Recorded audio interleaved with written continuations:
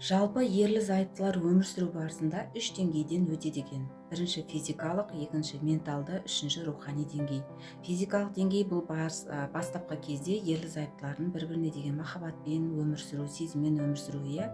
Екінші бұл менталды деңгей, бұл күйеуіне сенім білдіру. Барлық қарым-қатынаста сенім білдіру, күйеуінің асырайтынына, ақша табатынына, қамқорлық жасайтынына сенім білдіру. Біз сенім білдірген кезде еркектерге энергия береміз. Үшінші рухани деңгей бұл барлығын Алла үшін қызмет ету, Алла үшін жасау. Осы жерде бізде әйелдерде көбіне қателік кетіп жатады, иә. Біз бәрін күйеуіміз үшін жасап жатырмыз деп ойлаймыз. Сол үшін бізде міндетсіну болады, иә. Саған мен бала туып бердім, саған мен бәрін жасап жатырмын, бірақ сен маған ештеңе жасап жатқан жоқсың, внимание бөлмейсің деген сияқты ашуланып міндетсіну кетеді. Енді осы үшінші деңгейге өту үшін біздің ерлі зайыптың арасында Алла тұру керек. Алла үшін қызмет етіп жатырмын деп ниетті турлау керек екенбіз.